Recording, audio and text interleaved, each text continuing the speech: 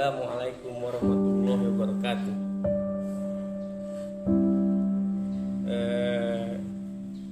Alhamdulillah wa syukranillah. Ketemu lagi nih pagi-pagi biasa ngobrol lagi, ngobrol terus. Semoga bermanfaat. Allahumma sholli ala sayyidina Muhammad wa ala ali sayyidina Muhammad.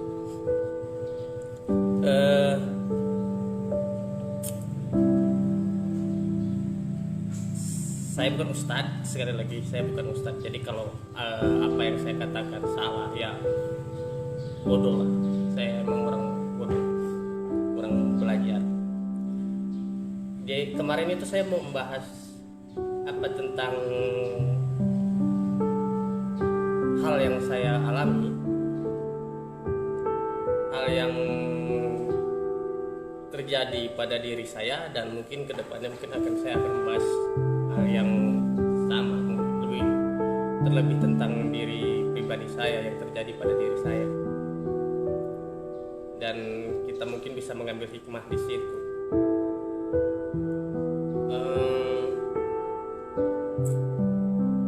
Kalau kemarin saya mengatakan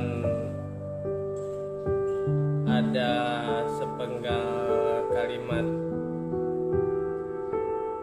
yang menegaskan bahwa siapapun dalam Al-Quran, siapapun orang yang bertakwa akan diberikan jalan keluar dan rezeki dari arah yang tadi tidak disangka-sangka, dan itu benar dan terjadi pada diri saya akan menambahkan lagi hal itu, menambahkan lagi tentang cerita itu. Kalau kemarin mungkin kurang detail tentang waktu saya mau menikah itu, ya emang benar kejadiannya ya adalah saya hanya mempunyai uang nominal segitu. Mungkin believe it or not, percaya atau tidak, kejadian itu ya emang real saya alami, bukan kata orang, bukan adanya sulap menyulap duit atau apa, tidak. Tapi pada saat itu ya saya seperti yang saya katakan kemarin, posisi saya sedang manteng. Saya positif maksud manteng situ, posisi saya sedang ngedown dan banyak meminta kepada yang maha memiliki segalanya. Suatu hari saya tidak lama setelah saya menikah, saya pergi mengantar guru saya tercinta yang dimuliakan Allah Subhanahu wa taala, Kiai Haji Anas Muhajir. Waktu itu beliau akan pengajian di salah satu tempat di Tasikmalaya. Saya mengantarkan beliau dan di situ ada diskusi. Saya menanyakan pada beliau hari yang baik kapan, waktunya kapan, dan bagaimana dengan istri saya kira-kira. Seperti itulah kurang lebih. Dan pada saat saya menanyakan itu sambil beliau mengatakan memberikan waktu itu 2 minggu.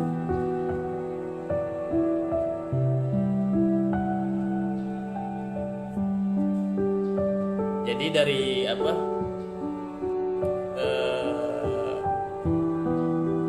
saya mengatakan saya memanggilnya Akang. Saya mau menanyakan waktu yang pas untuk saya menikah. Beliau memberikan jawaban dan saya hitung jawaban dari beliau itu 2 minggu sebelum hari H itu. Dan setelah saya pulang mengantarkan beliau, saya mau rogoh kocek saya. Kata guru saya harus waktu yang tepat untuk saya nikah yaitu 2 minggu lagi. Duit saya, uang saya hanya 25.000 sisa di dalam dompet itu.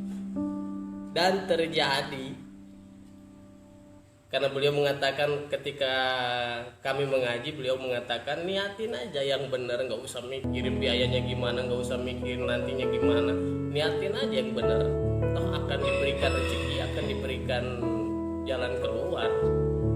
Dan ayat itu, wa man yattaqillaha yaj'al lahu makhrajan wa yarzuqhu min haitsu la yahtasib, terjadi. Jadi terjadinya bukan karena saya, mungkin karena kesolehan beliau, guru saya. Dan saya mengucap terima kasih. Terjadi mas kawin normal, pernikahan normal, dan mobil yang tadinya bayar jadi gratis, yang nganterin yang ini teman-teman perjuangan. Jadi intinya gak usah diragukan. Jadi kita berpikiran itu jangan hanya secara logika. Kalau berpikiran secara logika saja, manusia itu matematis, sangat matematis, ngitung-ngitungnya matematis. Sedangkan Allah itu otomatis. Contoh, jika Anda bersaudara, Anda mempunyai uang 1 juta, kemudian Anda sedekahkan, itu dalam hitungan manusia itu uang Anda mempunyai uang 1 juta, kemudian Anda sedekahkan 100.000. Dalam hitungan manusia yang logika banget dan yang matematis banget, itu uang Anda sisa 9 jadi 90 jadi 900.000 karena Anda sudah sedekahkan 100.000.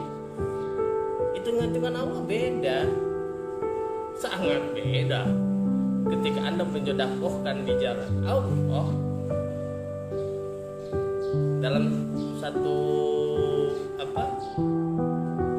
riwayat atau ada disebutkan di situ dilipat gandakannya itu 10 kali lipat. Jadi ketika uang Anda 1 juta, Anda sudah lakukan 100.000, otomatis uang Anda itu akan menjadi 100.000 10 kali lipat, berarti 1.900.000 kalau dihitung matematis. Seperti itu kalau dilipatkan 10 kali lipat.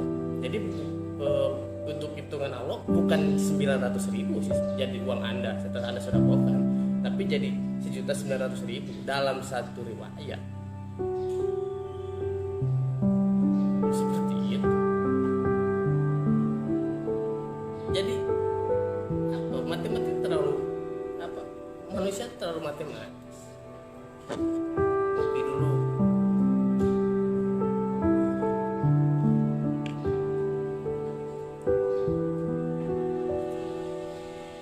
Jangan terlalu matematis lah. Kemudian oke, Mas, masalah bab saya menikah sudah beres. Anggaplah sudah beres. Dan ayat itu terjadi.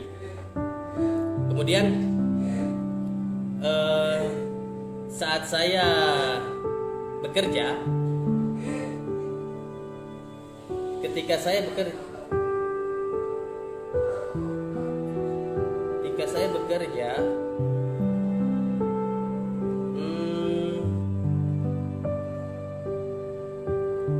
saya itu pernah dimarahi ketika sholat. Ketika saya sholat, saya dimarahi, dipanggil-panggil sama ibu saya. Kemudian saya mengatakan saya naik ke lobi hotel di atas, dan kamu dari mana? Anu. Saya mengatakan, Pak, saya habis sholat. Dia tetap marahi saya. Walaupun endingnya dia meminta maaf atas kehilafan dia, tapi saya nggak terima. Nggak terimanya apa? Kalau bab pekerjaan saya salah, oke. Tapi kalau dalam bab sholat saya dihalangi, atau dalam bab ibadah saya dihalangi karena posisi saya sedang mantep ke atas waktu itu,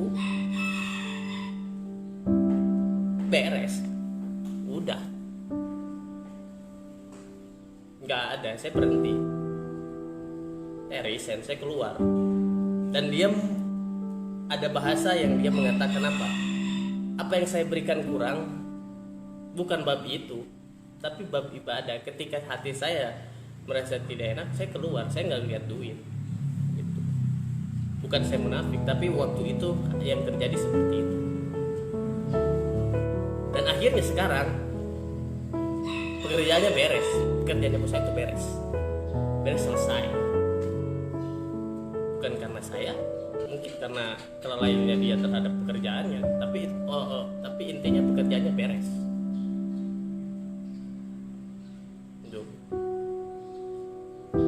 Ada lagi yang seperti itu, waktu itu saya menubruk mobil, saya bawa mobil dan saya menubruk. Beliau lebih percaya terhadap pengendara yang di depan saya tubruk itu. Sebenarnya bukan saya nubruk, dia bukan saya yang nubruk, dia yang maju karena saya telat. Jadi dia lebih percaya. Ketika bos Anda atau atasan Anda lebih percaya terhadap orang lain, ya buat apa saya kerja di situ? Toh dia lebih percaya omongan yang lain ketimbang anak buahnya. Ya sudah, saya beres, selesai, keluar saya. Dan itulah, orang itu harus punya prinsip. Prinsip saya seperti itu. Ketika saya menemukan ketidaknyamanan, sudah beres. Cuman kalau dulu lebih condong pada hati, kalau sekarang lebih condong pada ibadah. Sekali lagi saya ingatkan, saya bukan ustadz, cuman saya hanya belajar untuk kuliah. Mumpung saya bisa berpakaian seperti ini, mumpung ada sarana yang bisa saya gunakan, ini hanya sebagai peringatan jikalau suatu hari saya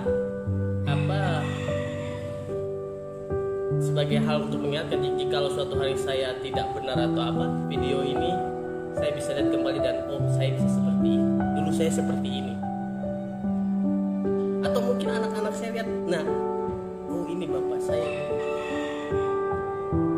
Jadi intinya saya bukan menasihati Anda semua, saya bukan menasihati rekan-rekan semua. Di sini posisi saya hanya menyimpan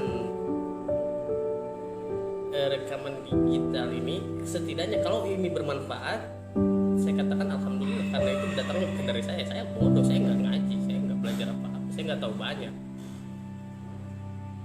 Allahu ya'lamu antum la ta'lamun. Saya nggak tahu banyak, Allah yang lebih tahu. Jadi kalau datang kebenaran itu bukan dari saya, dia juga enggak.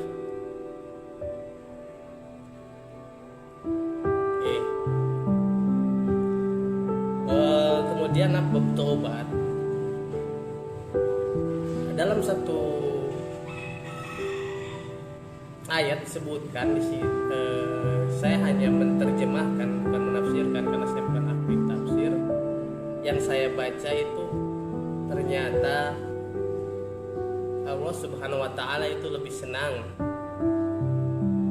orang-orang yang bertobat. Allah senang orang-orang yang bertobat. Allah senang orang-orang yang banyak dosa kemudian dia bersimpuh, dia bersujud, dia memohonkan tobat, ketimbang orang soleh yang tidak pernah merasa salah sedikit pun. Jadi di situ Allah lebih senang orang yang banyak dosa kemudian dia bertobat, dia mengatakan malaikat, lihat hambaku, dia bersujud, lihat hambaku, dia memohon tobat. Allah nggak butuh kita tobat, nggak butuh ibadah kita, nggak butuh puasa kita, semua itu kan untuk diri kita, bukan untuk diri kita. Jadi lebih senang pendosa yang bertobat ketimbang orang yang mengaku soleh tapi tidak pernah merasa salah sedikit. Karena saya berpikir bahwa manusia itu tidak ada yang suci kecuali dia baru lahir, kecuali para nabi, kecuali para rasul. Manusia sekarang tidak ada yang suci, saya kira. Jadi beliau lebih senang ketika kita banyak dosa, kita punya banyak kesalahan, ketika kita punya banyak kehilapan. Dia lebih senang kita bertobat pada orang-orang yang bertobat. Innallaha yuhibbut tawwabin. Jelas di situ. Dan itu Al-Quran itu enggak bohong. Saya rekam seperti ini ya. Saya cuma berpikiran gini. Di sini memang mungkin saya punya banyak teman. Di sini mungkin saya punya anak, punya istri, punya keluarga. Tapi ketika saya mati, saya hanya memikirkan itu. Saya kalau mati, itu di dalam kubur itu sempit, gak ada musik, gak ada wifi, gak ada sinyal, gak ada apa, saya gak bawa apa-apa. Itu yang nemenin siapa? Saya saya hanya berpikiran gitu. Saya coba matikan lampu di kamar, ketika tidur, dan sunyi, benar-benar sunyi, benar-benar gelap. Dan itu gak jauh, masih mending di kamar luas. Itu kebayang Anda di dalam kuburan itu. Di dalam kuburan itu kebayang nggak? Itu sempit, nggak ada setengah meter pun. Pas depan Anda pas tanah, belakang Anda tanah. Terus Anda tidur di tanah. Baju ini, ya mumpung saya bisa pakai di sini, saya pakai. Saya mati saya nggak pakai baju ini, saya nggak pakai kopiah ini, saya nggak pakai jam ini. Jadi itu bukan menyombongkan kostum, bukan menyombongkan lisan, bukan menyombongkan apa yang saya bisa, tapi mumpung saya bisa melakukan seperti ini, selama itu baik ya saya lakukan.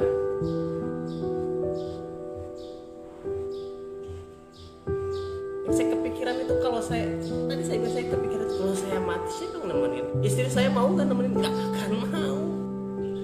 Dia nggak akan mau nemenin saya. Sampai dikubur nggak akan mau.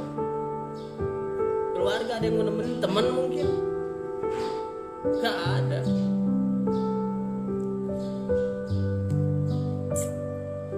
Oke lah.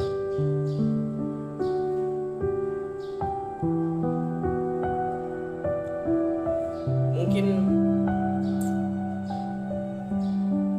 hanya itu yang saya ingin tegaskan di situ. Ketika kita bertobat, Dia maha membuka semua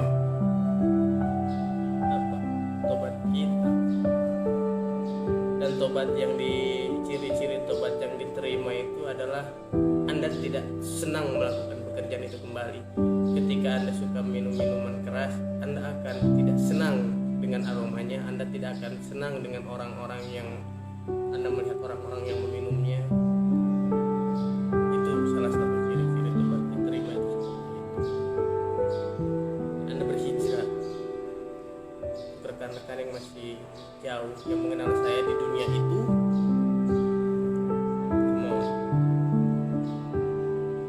saya hanya mengingatkan kita mati sendiri, kita dikubur sendiri. Itu yang saya pikirkan, dan itu akan terjadi. Mati itu pasti.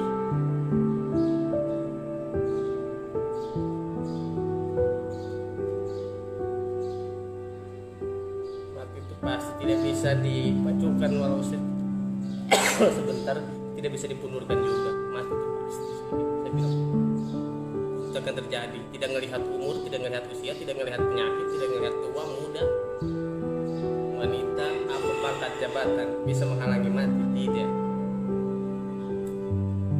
Sakit hanya syariatnya saja, waktunya sudah ditentukan, foto itu sudah ditentukan, takdir itu sudah ditentukan. Oke, saya ingin coba banyak memperbaiki diri.